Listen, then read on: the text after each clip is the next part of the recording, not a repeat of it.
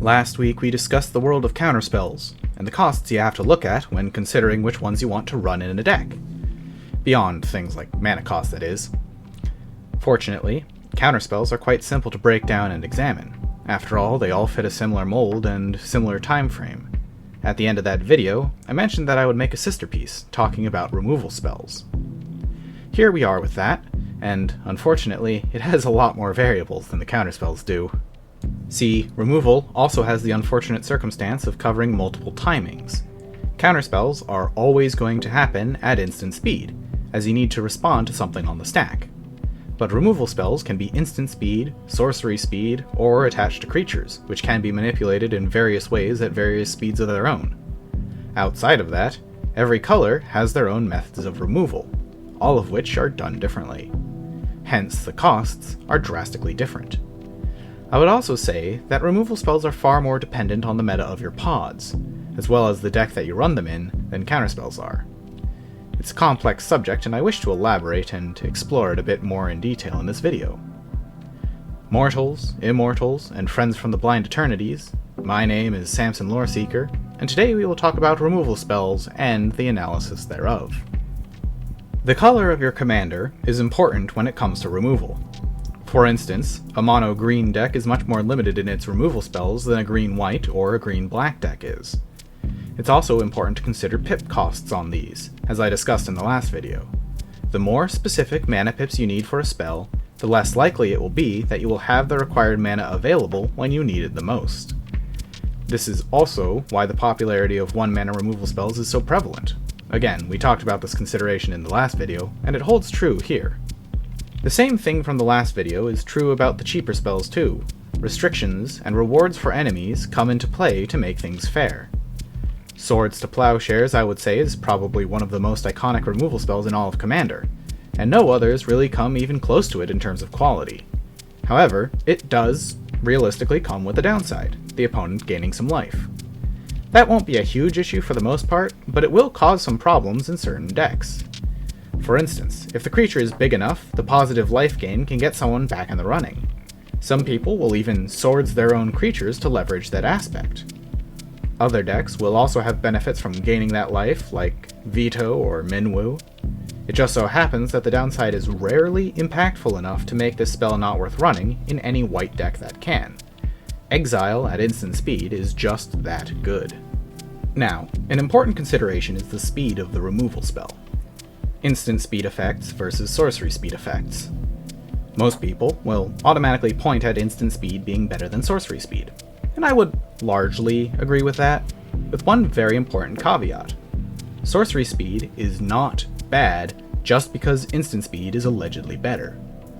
Sorcery speed is usually enough of a downside that the card won't need any extra downsides attached. For the simplest example, compare Fell with Infernal Grasp. Both are simple 2-mana spells that say destroy target creature. The difference between them is that Fell is sorcery speed, while Infernal Grasp is instant speed, and as a result of that, Infernal Grasp has the extra downside of draining 2 life. Granted, that's not exactly a lot, and so Infernal Grasp sees much more play than Fell does by some orders of magnitude, but the point remains that you usually won't have to worry about extra downsides on sorcery speed spells. Removal also is not just for getting rid of problematic creatures. Artifact and enchantment removal are just as important, and with more and more cards sharing multiple types, even those spells can occasionally hit very important creatures. I am of the opinion that disenchant effects need to see more play in Commander overall, especially when it comes to enchantments. Many decks will run only 1 or 2 cards that can hit enchantments, and then complain when Propaganda, Smothering Tithe, Heuristic Study, or more hit the battlefield. Of course, some color combinations have a bit of an easier time than others when it comes to clearing them out, but that just makes it more important to run the effects that can. And folks, please, for the love of God, run some land destruction. I'm not talking Armageddon, I'm talking Demolition Field, or spells that can hit any permanent. There are so many lands that can lock you out of a game, or win the game, that including these effects is a requirement. Glacial Chasm, Core Haven, Maze of Ith, Field of the Dead, Emeria the Sky Ruin, Maze's End, or even just the high-value lands like Three Tree City, Nykthos, Cabal Coffers, or Cavern of Souls. Any of these lands can absolutely warp a game around them, and being able to get rid of them, even if it is just for a single turn, can make all the world of difference. So please, include some land destruction in your decks. Many available options are lands themselves, so the cost of inclusion is fairly low. Now, much like last video, I'd like to take this opportunity to talk about some of my favorite niche removal spells, and I'll include some from each color to talk about. White has no shortage of pretty good removal spells. The obvious Swords and Path come to mind, though I'm honestly not a big fan of Path to Exile. Giving your opponent a land is rarely a good idea. Instead, here are some of my favorite options to try instead. First up is Exorcise. Yes, it is sorcery speed, and yes, it doesn't hit small creatures, but hitting artifacts, enchantments, and creatures with power 4 or greater and exiling them is huge. Everything puts counters on creatures nowadays, so even small creatures are likely to get large enough. And being able to exile artifacts and enchantments are a huge deal, allowing you to exile things like the One Ring or any of the Darksteel permanents, or Theros gods like Heliod and Perforos, even if they don't have the devotion for them. Also, only being 2 mana is very good for just how much the spell can hit. Another pretty decent card is Council's Judgment, as it's one of the few white spells that can hit a target even if it has Shroud, Hexproof, Ward, or even Protection. Granted, it will need some minor politicking to bring about, but it's usually a pretty fair bet that if there's a problematic permanent with those abilities, you'll be able to convince the other players to vote for it. And again, exiling it is huge. No more Progenitus, no more Emrakul. Blue is a bit more tricky, as a large amount of its removal spells are bounce spells. That's not to say that there aren't spells that exile and destroy, and that's definitely also not to say that bounce spells are bad. But before I say any specific cards, I want to take a moment to say that Blue's best removal is the counterspell. Not only does it get rid of the thing, but it also prevents the opponent from getting any value out of it. Regular counterspell is 2 blue mana, destroy target non-land permanent while it's on the stack. It's just a bit harder to reliably have when you need it, as it's preemptive. But what if the spell resolves? What spells do I recommend? First up, if you want an exile spell, Suspend or Raven Form. Suspend is a 1 mana instant that exiles a creature and gives it Suspend, meaning that 2 turns from now, it will come back. Of course, if it's a token, it's gone forever, and if it's an X cost creature, X will be 0 when it returns. Not to mention, that gives you some turns to prepare for it, either by removing the player, or ensuring that you have a counterspell at the ready. Alternatively, Raven Form is fantastic, as you can foretell it on turn 2, and then you always have the spell ready to exile a problematic creature or artifact later for 1 mana. It won't be able to get hit by discard or wheel effects either, and usually, a 1/1 bird token is much easier to take care of than whatever it was originally. I also have to, of course, shout out all of the Frogify and Imprisoned in the Moon effects as being incredible pseudo-removal, as sometimes putting a creature into the graveyard is something the opponent wants to have happen. And also, run a Boomerang once in a while, and hit someone's land with it. Black has such a wide variety of removal spells that you can run in just about any deck, more so than any other color.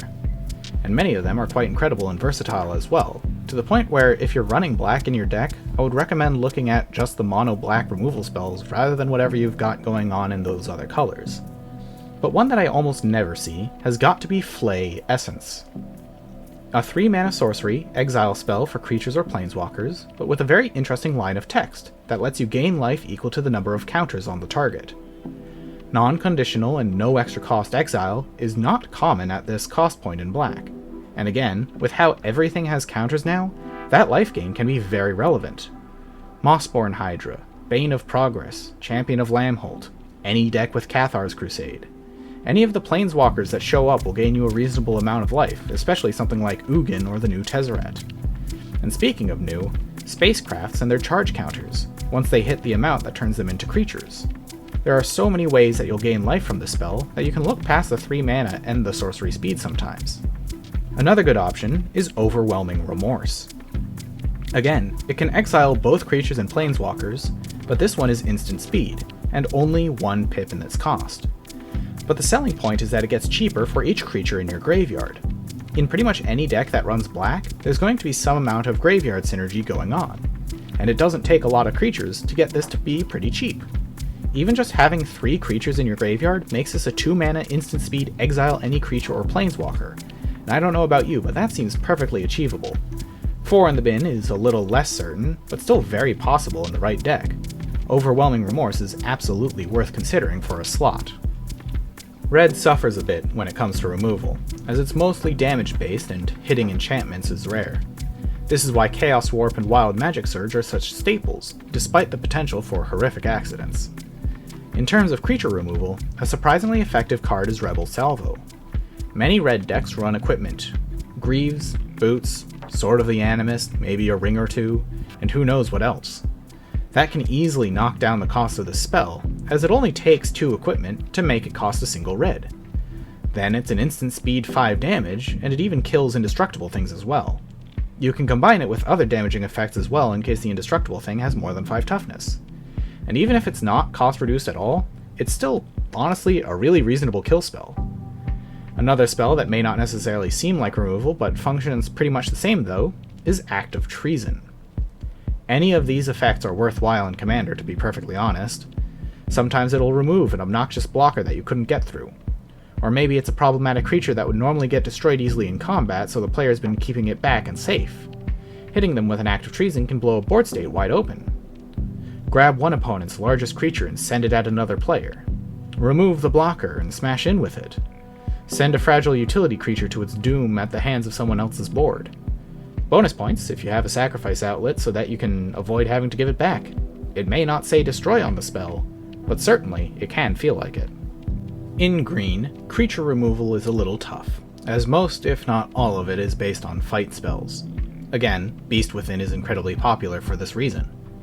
On the other hand, though, it is unparalleled in its ability to destroy artifacts and enchantments.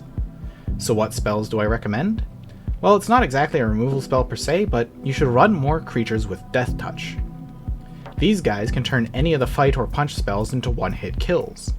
As for actual spells, I have 2. Hard-Hitting Question from Murders at Karlov Manor is one of the best fight spells we've gotten, despite being sorcery speed.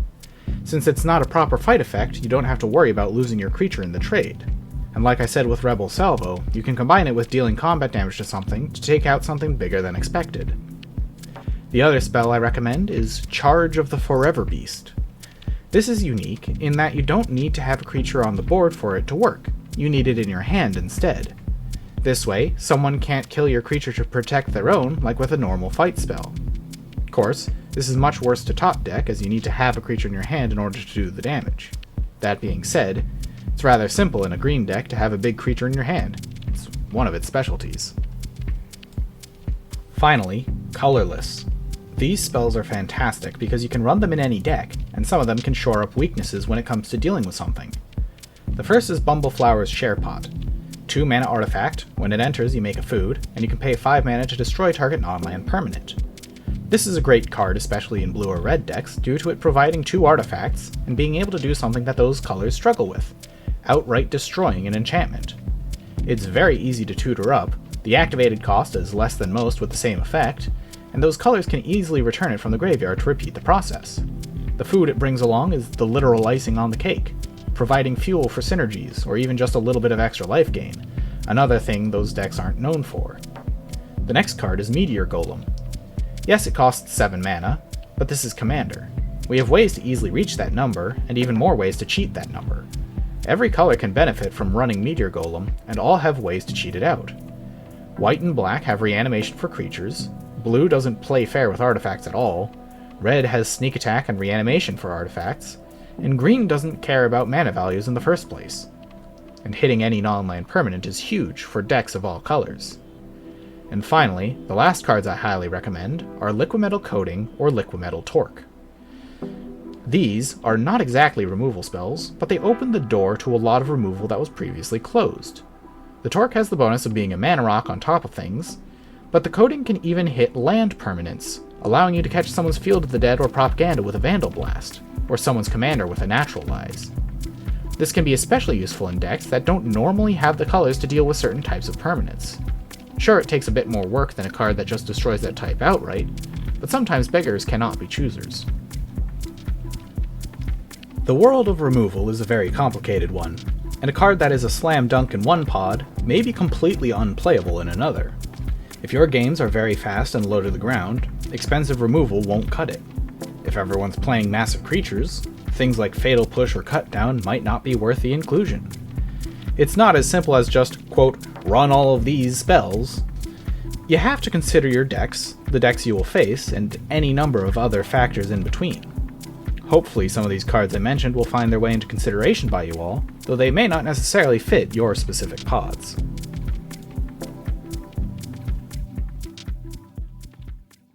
Thank you so much for watching, everyone. I hope you enjoyed the sequel to last week's video. I live for cards that are off the beaten path, even if they aren't as optimal as other spells. Maybe I'll make a video at some point talking about some of my favorites. But until then, again, thank you for tuning in. Please make sure to leave a like, subscribe to the channel if you haven't, and comment down below some of your favorite removal spells.